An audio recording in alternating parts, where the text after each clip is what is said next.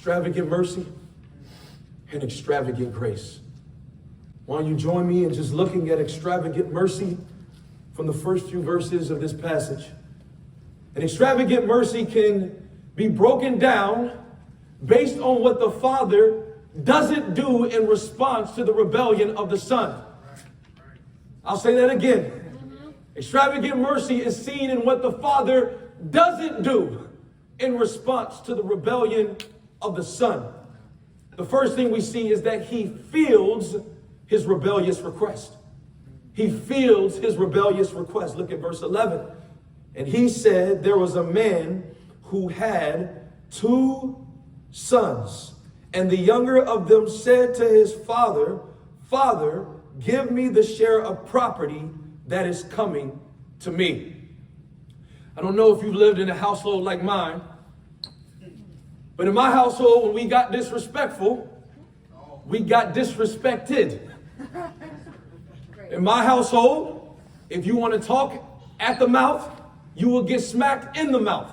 In my household, there was a time where I wanted to go and start charging at my mom, not to physically hurt her, but started yelling and making advances to her, to which she advanced towards me and beyond me and threw me up against the wall. My mom, 5'2", threw me up against the wall and said, boy.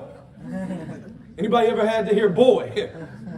Boy, if you ever raise your voice against me again, I will break you off on this here wall to the degree that you will not be able to remember what happened to you. And my mom was crazy with hers, and I'll call child services for you. Anybody ever had a mom like that? Told you they would call child services for you.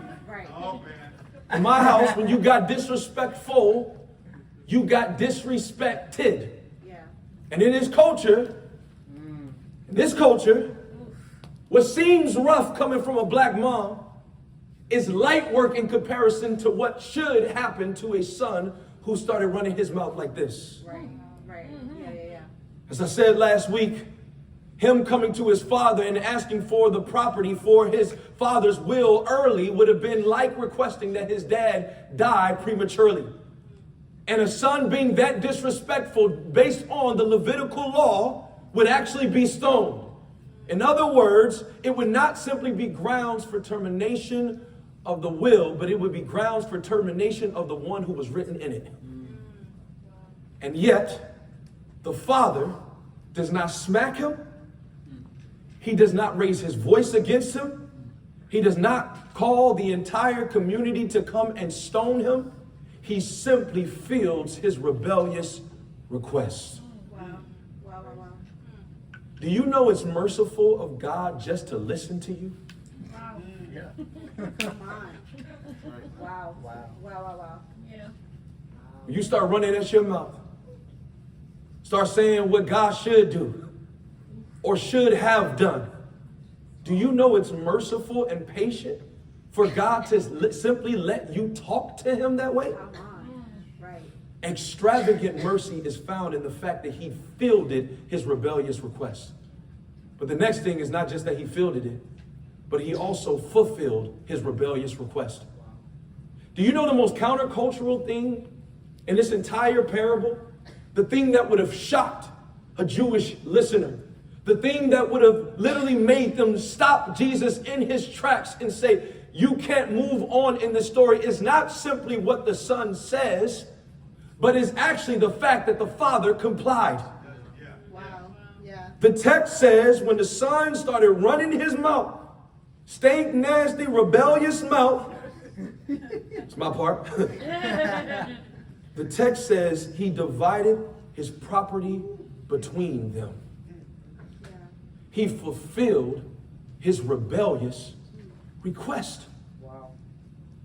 Do you know that God is so wise that sometimes he will withhold from you something that you want in order for you to, and hear me, in order for you to avoid having to learn the hard lesson that is actually him that you need. Wow. Yeah. But sometimes Right. God will give you what you want Right. in order that you learn the lesson that you actually don't want that, you need him. Can you hear me in here? There are times where God will withhold it, and there are times when God will not. I don't know if you remember the two words that I said tagged this whole entire part of the text, and it was simply in the phrase, give me. Right. The son comes to his father, and you can sum up all of 11 through 16 in give me. If that is what is coming from the son, then what is coming from the father is have it. Wow. Yeah. Have it. Take it. Go ahead. Do you. Since you want to do you, I'm going to let you do you. And this leads to the last point of extravagant mercy. And not only am I going to fulfill your rebellious request, but I'm actually going to fund your rebellion. Wow. My God. Notice this text. It says, not many days later. This is nuts, yo. The younger son, and this ain't actually in the Greek, like, this is the ESV trying to make sense of what's being said. It says it gathered all he had and took a journey into a far country, and there he squandered his property in reckless living. Now, in Greek, the pronoun he is not found. It's not gathered all that he had. It simply gathered everything. Wow. And I think Jesus says this on purpose because the stuff that he thinks is his ain't really his in the first place. Right. Come on. Yeah. If you remember just one verse before this, he has to come to his dad in order to get property that he can squander. He needs his dad's property in order to have property that he can squander that came from his dad. Right. Wow. This reminds me, of Jonah. You remember Jonah? Jonah went to a distant country. Language of the text is exactly the same. So far that it was almost as though it was on the other side of the world. And Jonah rebels against God, thinking that he can somehow run away from the God who created the world. This is foolishness, but this is how rebellion works. Jonah used the legs that God gave in order to run to a land that God made, hop on a boat that was made from the wood, from the trees that God made, on water that God definitely made, in order to run from the God who's telling him to go to the place called Nineveh. Can I just say something to you as a human being? Yeah. If you need his resources to run away from him, you probably running away from the wrong him. Yeah. This is as like dumb as using a school bus to skip school. Using an ambulance to run from the hospital. When I was a young boy, I will never forget this. I called myself running away from home because I had a friend of mine whose parents were more lenient. Dad was in the military and he was a little bit more strict. So my friend had a parent, we used to call him Poppy. He was way more lenient. We used to play video games all day. You used to have real parties in middle school, house parties in middle school. He was cool with all of that. So I said, you know what? Tired of all this stuff. Next time my dad say something wild, I'm running away to Poppy's house. So my dad asked me to do the dishes, and I didn't feel like doing the dishes that day. So I said, Dad, not today. Now, I said it from a distance. So I knew I had running space. Anybody done crazy stuff? I knew I had running space. But to my surprise, my dad did not chase me. You know it gets scarier when they don't like react fast. He didn't chase me. Didn't say anything. He literally just sat there for a second and just gave me one of these.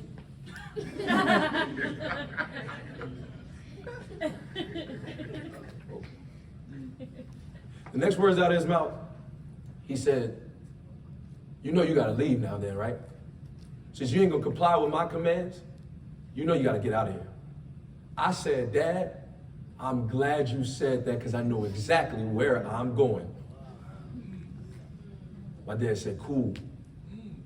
The door is right there. I only got one thing for you though. When you leave, only bring what your money paid for. So I remember going upstairs to my room. And I remember I looked at my TV. I said, Dad, no, I ain't pay for that, John. Looked at my PlayStation. Dad, he bought that for me for Christmas. That's crazy. I get my clothes. Dad, I ain't pay for my shirts, my drawers. Dad, I ain't even pay for my socks.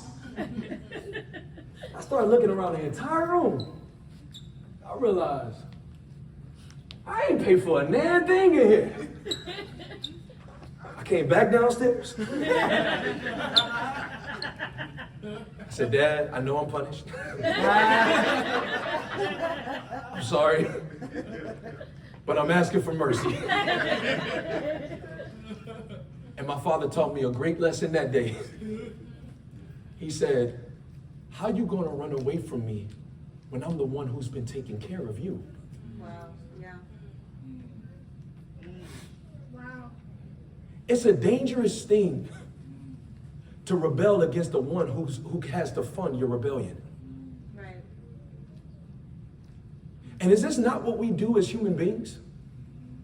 Atheists. So now what do you do? Yeah. Atheists saying God is immoral, using the moral conscience that the immoral God gave you. Or atheists saying it's unreasonable to believe in God, using the mind that God gave you to reason that it is unreasonable to believe in that God.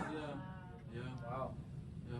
We use the heart that God gave to hate him with the heart that he gave us. We use the breath that God gave to curse the God that we're using the breath to curse him with. Right. We use God's free will to rebel freely against his will. When you have to be resourced in your running by the one you're running from, you're probably running from the wrong person. He funded his rebellion. Do you know that your rebellion is funded by God? God says that he allows rain to rain on the just and the unjust. That even the unjust get wealthy because of the gifts God has provided, and then use their wealth in order to turn a blind eye to the God who gave them the wealth in the first place. Everything you have has come from God. So why use what he gave you in order to run from him? Matter of fact, how insane is it to have to use the wealth that he gave you in order to run from the one who made you wealthy? It is complete insanity to be resourced in your running by the one you're running from. So please stop your running. Yeah. That's good. But the most counterintuitive, countercultural, seemingly counterproductive aspect of this entire text is that an extravagant father complied. It shouldn't haunt you that God will stop you from doing what you want to do. It should haunt you that God will allow it. Yeah. My God. My God. This picture of this father is a picture of God's free will. And he will allow you in his mercy to freely rebel against him. Extravagant mercy.